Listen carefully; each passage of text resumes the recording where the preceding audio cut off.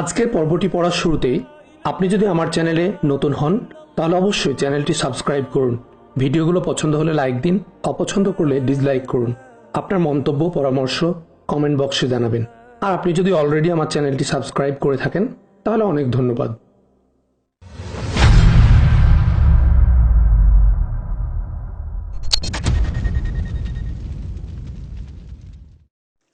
আমাদের বুধবারের আড্ডায় এসে হাজির হয়েছে মিলন, পঙ্কজ, নবীন, সবুজ আর সৌমিত্র। মিলন হলো ঢাবি ক্যাম্পাসের মেসি। ফুটবল নিয়ে তার কারিকুরি দেখলে মনে হবে এই ছেলের ডিএনএ জুড়ে কোডিংয়ের বদলে খালি ফুটবলই আছে। পঙ্কজকে আমরা চিনি গায়ক হিসেবে। সারাদিন গুনগুন করে গান করে সে। রবি ঠাকুর বলতেই অজ্ঞান। নবীন আমাদের সবার জুনিয়র। হালকা পাতলা গড়নের এই ছেলেটি তার ছোট্ট পেটের মধ্যে দুনিয়ার সব তথ্য ভরে রাখে। তাকে ছোটখাটো একটি এনসাইক্লোপিডিয়া বললে খুব একটি বাড়াবাড়ি হবে না। সবুজ তার নামের মতো সতেজ, সবসময় মুখে এক চিলতে হাসি জিয়ে রাখে। চরম দুঃখের মুহূর্তগুলোতেও সে হো হো করে হাসতে পারে। সেকেন্ড ইয়ারে ড্রপ খাওয়ার পরেও সে হাসতে হাসতে বলেছিল, জানিস আমি না 1 বছর ড্রপ খেয়েছি। তার হাসি খুশি স্বভাবের সাথে পরিচয় না থাকলে সেদিন হয়তো তাকে আমি মেন্টালি ডিজঅর্ডার ভেবে বসতাম। সবুজের একটি ডাকনাম আছে অবশ্য।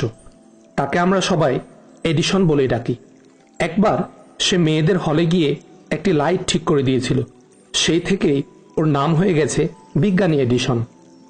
আমাদের আজকের আড্ডার সবচেয়ে প্রবীণ ব্যক্তি হলেন সৌমিত্রদা। ডিবেট ক্লাবে আমি আর সৌমিত্রদা সবসময় এক পক্ষে থাকতাম। আমাকে একেবারে শুরু থেকেই প্রস্তুত করে নিতেন তিনি। বিতর্কের ছলাকলা সব আমি তার কাছ থেকেই শিখেছি। আজকের আড্ডার টপিক ঠিক করা হলো বিজ্ঞান। বলবেন সৌমিত্রদা। আমাকে উদ্দেশ্য করে তিনি বললেন, আরিফ, আড্ডা শুরুর আগে তুই আমাদের একটি কবিতা আবৃত্তি করে শোনা। সবকিছুরই একটি উদ্বোধনী থিম থাকে। আমাদের আজকের আড্ডার উদ্বোধন হোক তোর আবৃত্তির মাধ্যমে। সৌমিত্রদার এই আবেদনের সাথে তাল মেলালো পঙ্কজ আর মিলন। বলল, একদম ঠিক বলেছে সৌমিত্রদা। আজকাল আরিফ আর আমাদের কবিতা শোনায় না। কবিতার কথা উঠলেই সে অন্য প্রসঙ্গে চলে যায়।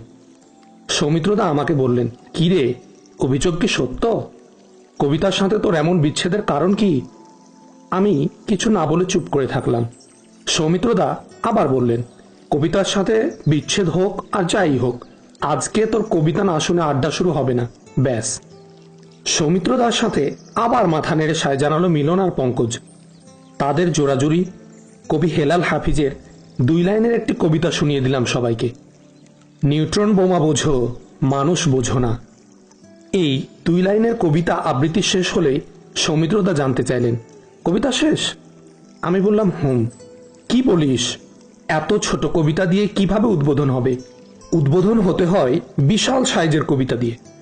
জসিমউদ্দিনের কবর কবিতা, ফররুখের পাঞ্জেরি অথবা রবি ঠাকুরের সোনার তরীর মতো সাইজে বিশাল না হলে কবিতা শুনে মজা আছে বল? আমার বেশ রাগ লাগলো।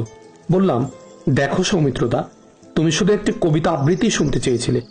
আমাকে কিন্তু কবিতার দৈর্ঘ্য প্রস্থ কেমন হবে তা বলে দাওনি। কবিতার দৈর্ঘ্য প্রস্থের কথা শুনে খলখল করে হেসে উঠল সৌমিত্রদা। হাসি থামিয়ে বলল, রাগ করিস না ভাই, এমনিতেই মজা করলাম। তবে হেলাল হাফিজের এই ছোট্ট কবিতাটি কিন্তু আমার অল টাইম ফেভারিট। আমি আমার সম্পাদিত লিটল ম্যাগ স্ফুরণ এর স্লোগান হিসেবে এই 2 লাইন ব্যবহার করতাম। আমাদের আড্ডাস্থল থেকে অল্প দূরেই একজন বাদামওয়ালা বাদাম বিক্রি করছেন। শুকনো মুখে আড্ডা জমবে না বিধায় নবীন গিয়ে 30 টাকার বাদাম নিয়ে এলো। বাদাম মুখে দিয়ে চিবোতে চিবোতে সৌমিত্রদা বলল, আরিফ যখন নিউট্রন বোমা নিয়ে কবিতা শোনালো তখন আমারও ইচ্ছে করছে নিউট্রন, প্রোটন আর পরমাণুর গল্প বলতে। কি বলিস তোরা? সবাই হাঁ বলে সম্মতি জানালো। সবার সম্মতি পেয়ে বলতে শুরু করলো সৌমিত্রদা। সবুজকে উদ্দেশ্য করে বলল, এই এডিশন, তুই কি কখনো ডেমোক্রিটাসের নাম শুনেছিস? সবুজ কয়েক মুহূর্তে ভেবে বলল, তুমি কি গ্রিক ফিলোসোফার ডেমোক্রিটাসের কথা বলছো, যিনি প্রথম পরমাণুর ধারণা দিয়েছিলেন? হ্যাঁ, বলল সৌমিত্রদা, আমি তার কথাই বলছি। এই লোক ছিলেন একজন বিখ্যাত ফিলোসোফার। যীশুখ্রিস্টেরও অনেক আগে জন্মেছিলেন তিনি। তার সমসাময়িক অন্যান্য দার্শনিকদের মধ্যে একটি প্রশ্ন নিয়েই কেবল হইচই হতো। প্রশ্নটি ছিল, এই মহাবিশ্ব আসলে কি দিয়ে তৈরি? দার্শনিকদের কেউ বলতো মহাবিশ্ব হলো পানির তৈরি, কেউ বলতো এই নিখিল বিশ্ব হলো বাতাসের তৈরি, কারো কারো মত ছিল এই মহাবিশ্ব আসলে আগুনের একটি পিণ্ড ছাড়া আর কিছুই নয়। এরকম নানান কথা উপকথা প্রচলিত ছিল তৎকালীন দার্শনিকদের মধ্যে। কিন্তু ওই সময়টায় বসে একেবারে ভিন্ন চিন্তা করতে পেরেছিলেন ডেমোক্রিটাস। তিনি কি বলেছিলেন জানো? কি বলল মিলন। ডেমোক্রিটাস বলেছিলেন যে এই মহাবিশ্ব বাতাস, আগুন, পানি কোনো কিছু দিয়েই তৈরি নয়। এই মহাবিশ্ব আসলে অসংখ্য অদৃশ্য ক্ষুদ্রতম কণার সমষ্টি। ডেমোক্রিটাস সেই অদৃশ্য কণাগুলোর নাম রেখেছিলেন অ্যাটম। আমি বললাম, গ্রিক ভাষাতেও অ্যাটমকে কি অ্যাটমই বলা হতো? ভালো প্রশ্ন, বলল সৌমিত্রদা। এরপর তিনি পকেট থেকে কলম আর এক টুকরো কাগজ বের করলেন। তাতে খচখচিয়ে কিছু একটি লিখে সেটি উল্টো করে আমাদের দিকে ধরলেন। আমরা দেখলাম তাতে একটি অপরিচিত ভাষায় লেখা অ্যাটমো। আমি জিজ্ঞেস করলাম, এটি কি? সৌমিত্রদা বললেন, গ্রিক ভাষায় অ্যাটমকে এভাবেই লেখে। অ্যা অর্থ হলো নেভার, আর তমো অর্থ হলো আই কাট। তার মানে অ্যাটমো শব্দের অর্থ দাঁড়ায় আনকাটেবল, মানে যা কাটা যায় না। অর্থাৎ ডেমোক্রিটাস বলেছেন অ্যাটম হচ্ছে কণার সেই অবস্থা যাকে আর ভাঙ্গা যায় না, কাটা যায় না, বিভাজন করা যায় না। তিনি বলতে চেয়েছেন এই মহাবিশ্ব এমন কণা দ্বারা তৈরি যেগুলো চাইলেই আর বিভাজন করা যায় না, আলাদা করা যায় না। এবার প্রশ্ন করল নবীন। সে বলল, তো ডেমোক্রিটাসের এই কথা তখনকার সময়ে অন্যরা কি মেনে নিয়েছিল? একদমই না, বলল সৌমিত্রদা। ডেমোক্রিটাসের সমসাময়িক দার্শনিক ছিলেন অ্যারিস্টটল। তখন তো চারিদিকে অ্যারিস্টটলের ব্যাপক জনপ্রিয়তা। অ্যারিস্টটল যা বলতো সবাই তা বিনা বাক্য ব্যয়ে বিশ্বাস করে নিত, কেউ কোনো আপত্তি করত না। ডেমোক্রিটাস যখন সবার মতের বিরুদ্ধে গিয়ে বললেন মহাবিশ্ব আসলে আগুন, পানি আর বাতাসের তৈরি নয়, মহাবিশ্ব অ্যাটম দিয়ে তৈরি, তখন অন্য সবার সাথে ডেমোক্রিটাসের বিরোধিতা করেছিলেন স্বয়ং অ্যারিস্টটলও। অদ্ভুত, অ্যারিস্টটলের মতো এরকম জ্ঞানী লোক কিভাবে ডেমোক্রিটাসের মতের বিরুদ্ধে যেতে পারে? প্রশ্ন করলাম আমি। হাসলেন সৌমিত্রদা, বললেন, আর বলো না সেসব কথা। অ্যারিস্টটল জ্ঞানী লোক ছিলেন বটে, তবে তিনি জীবদ্দশায় যে ভুলগুলো করে গিয়েছেন সেগুলো ছিল খুবই মারাত্মক লেভেলের। এমনকি তার একটি ভুলের কারণে পদার্থবিজ্ঞান অন্ধকারে ছিল পুরো ১৫০০ বছর। কোন ভুল জানতে চাইল সবুজ। পৃথিবী ও সূর্যের ঘূর্ণন সম্পর্কে। অ্যারিস্টটল বিশ্বাস করতেন যে সূর্য পৃথিবীকে কেন্দ্র করে ঘুরে। তার কথা যেহেতু গ্রিকবাসীরা ঈশ্বরের বাণীর মতোই বিশ্বাস করত, তাই এই মতের বাইরে কেউ কিছু চিন্তা করলেও সেটাকে একেবারে উড়িয়ে দেওয়া হতো। সৌমিত্রদার কথা শুনে আমি বেশ অবাক হলাম। বললাম, আজব তো, অ্যারিস্টটল সত্যি কি বিশ্বাস করত সূর্য পৃথিবীকে কেন্দ্র করে ঘোরে? হ্যাঁ, বলল সৌমিত্রদা। কথা বলতে বলতে ৩০ টাকায় কেনা বাদাম শেষ হয়ে গেল। সৌমিত্রদা আবার বলতে লাগলেন, যা হোক, প্রথম দিকে সবাই ডেমোক্রিটাসের বিরোধিতা করলেও পরে দেখা গেল ডেমোক্রিটাসই আসলে সঠিক ছিল। মহাবিশ্বের প্রতিটি বস্তুই ক্ষুদ্রতম সূক্ষ্ম কণার সমষ্টি। এটাকে বাংলাতে বলা হয় পরমাণু। পরম যোগ অণু। পরমাণু হলো বস্তুর এমন একটি পর্যায় যাকে আর ভাঙ্গা বা বিভাজন করা যায় না। তবে মজার ব্যাপার হলো ডেমোক্রিটাস একটি জায়গায় সঠিক হলেও অন্য জায়গায় একদম ভুল ছিলেন। সৌমিত্রদার এ ভুল ঠিক এর মহড়া শুনতে শুনতে মনে হলো পৃথিবীর তাবৎ মহাভুলগুলো সম্ভবত এই মোটা মাথার বিজ্ঞানীরাই করে গেছেন। নবীন বলল, ডেমোক্রিটাস কোন জায়গায় ভুল ছিলেন? ডেমোক্রিটাস বলেছিলেন পরমাণুই হলো বস্তুর সর্বশেষ অবস্থা, এরপর আর কোনো অবস্থা নেই। পরমাণুকে ভাঙ্গা যায় না, বিভাজন করা যায় না, ইত্যাদি। কিন্তু পরবর্তী সময়ে দেখা গেল পরমাণুই বস্তুর পরম অবস্থা নয়, অর্থাৎ পরমাণুই বস্তুর শেষ অবস্থা নয়। পঙ্কজ বলল, আমি কিন্তু খুব মজা পাচ্ছি সৌমিত্রদা। আমার তো এখন মনে হচ্ছে এই বিজ্ঞানীদের আসলে বিশ্বাস করাই ঠিক না। হা হা হা। পঙ্কজের কথা শুনে আমরা সকলে হেসে উঠলাম। সৌমিত্রদা বললেন, বিজ্ঞান তো এমনই, ক্ষণে ক্ষণে পাল্টায়। এজন্যে এক নাম না জানা কবি বিচ্ছেদের পরে প্রেমিকাকে বিজ্ঞানের সাথে তুলনা করে বলেছিলেন, তোমরা উভয়েই ছলনাময়ী। এরকম কালজয়ী কবিতা শুনে আমরা আরেক দফা হেসে নিলাম। সৌমিত্রদা আবার বলতে শুরু করলেন, ডেমোক্রিটাসের এই তত্ত্ব বিজ্ঞান মহলে সপ্তদশ শতাব্দী পর্যন্ত টিকেছিল। 1700 সালেও বিজ্ঞানীরা বিশ্বাস করতেন পরমাণুই হলো বস্তুর সর্বশেষ অবস্থা, যেটাকে আর কোনোভাবে ভাঙ্গা বা বিভাজন করা যায় না। এরপর ডেমোক্রিটাসের এই তত্ত্বকে আরও মজবুত ভিত্তি দেন ইংরেজ বিজ্ঞানী জন ডাল্টন। 1800 সালের দিকে এসে তিনি পরমাণুর গঠন নিয়ে একটি মতবাদ দেন। তার সেই মতবাদ 5টি স্বীকার্যের উপর প্রতিষ্ঠিত ছিল।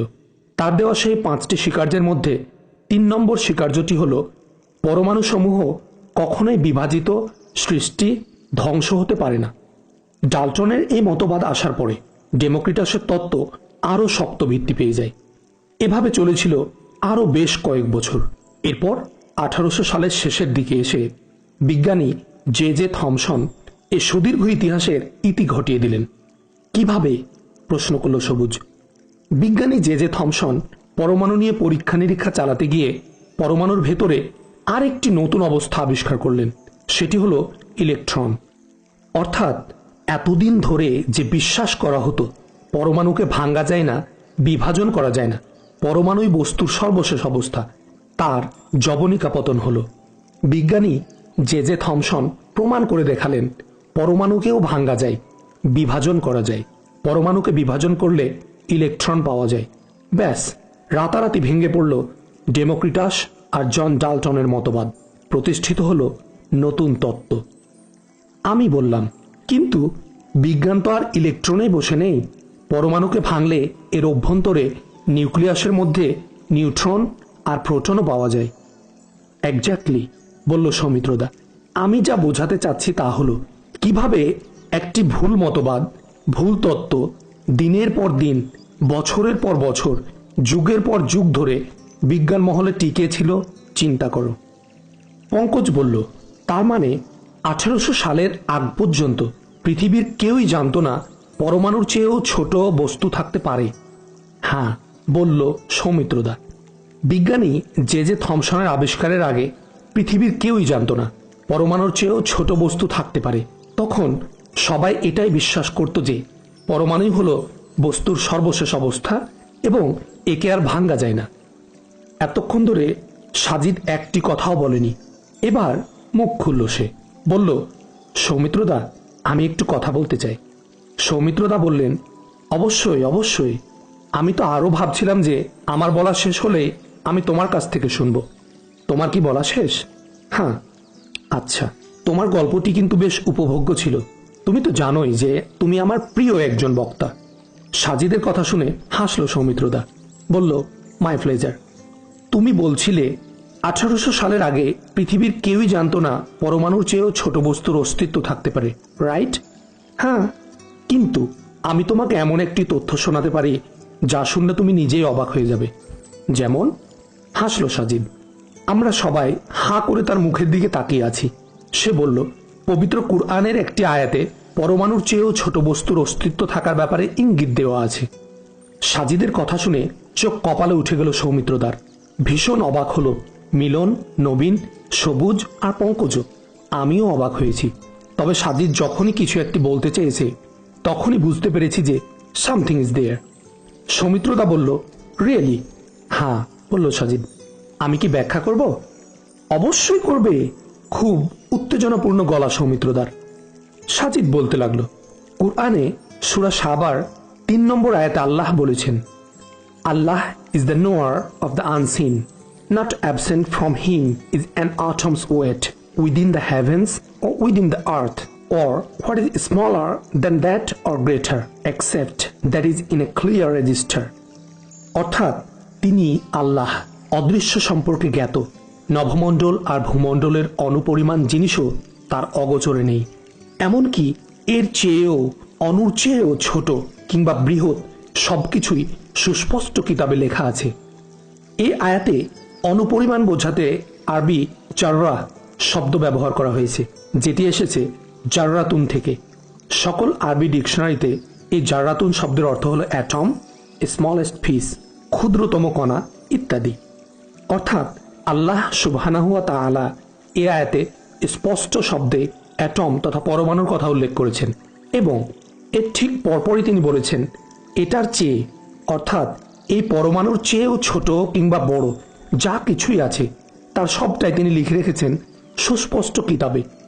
পরমাণুর চেয়েও যে ছোট বস্তু থাকতে পারে সেটি 1800 সালের অনেক আগেই আল্লাহ সুবহানাহু ওয়া তাআলা কুরআনে ইঙ্গিত দিয়েছেন। এখানে আল্লাহ সুবহানাহু ওয়া তাআলা যে ভাষাটি ব্যবহার করেছেন সেটাই সবচেয়ে চমকপ্রদ। তিনি বলেছেন অণুর চেয়ে ছোট জিনিস। তিনি কিন্তু জাররা তথা অণুর নাম নেয়ার পরে বলে দেননি যে অণুর চেয়েও ছোট বস্তু ইলেকট্রন সম্পর্কেও আল্লাহ জানেন। তিনি অণুর পরে আর কোনো কিছুর নাম নির্দিষ্ট করে বলেননি। তার মানে হলো অণুর পরে ইলেকট্রন, প্রোটন, নিউট্রন সহ কিয়ামত পর্যন্ত যাই আসতে থাকবে তার সবটাই ওই ছোট জিনিস এর আওতায় পড়ে যাবে। এমন চমকপ্রদ ভাষাজ্ঞান আর আধুনিক বিজ্ঞানের আবিষ্কৃত বিষয়াদি কি কোনো নিরক্ষর মানুষের পক্ষে জানা সম্ভব? সৌমিত্রদা, আমরা যেটাকে 1800 সালের জ্ঞান ভাবছি সেই জ্ঞানের ঝলক তো আজ থেকে 1450 বছর আগে মুহাম্মদ সাল্লাল্লাহু আলাইহি ওয়াসাল্লামের উপরে এসেছিল। একটানা এতক্ষণ কথা বলার পরে থামলো সাজিদ। আমাদের বিস্ময়ের রেস যেন কাটছেই না কোনোভাবে। সৌমিত্রদা বললেন, ঘটনা সত্যি হলে এটি আসলেই ভাববার বিষয়। হেসে ফেলল সাজিদ, বলল, হ্যাঁ, কুরআন কিন্তু ভাবতেও বলেছে। কুরআন বলেছে তারা কি কুরআন নিয়ে গভীরভাবে চিন্তা ভাবনা করে না, নাকি তাদের অন্তর তালাবদ্ধ? সাজিদের কথা শুনে আমরা সবাই হেসে উঠলাম। আসরের আজান হচ্ছে মসজিদে। সেন্ট্রাল মসজিদ থেকে ভেসে আসা আজানটি আজ অন্যরকম ভালো লাগছে। এক অপূর্ব সুরের দোতনা যেন মুয়াজ্জিনের গলায়। আপনি যদি আমার চ্যানেলটি এখনো সাবস্ক্রাইব করে না থাকেন তাহলে চ্যানেলটি সাবস্ক্রাইব করুন। ভিডিওটি পছন্দ হলে লাইক দিন, অপছন্দ হলে ডিসলাইক করুন। আপনার কোনো পরামর্শ মন্তব্য থাকলে কমেন্ট বক্সে জানাবেন। আর আপনি যদি অলরেডি সাবস্ক্রাইব করে থাকেন তাহলে অনেক ধন্যবাদ।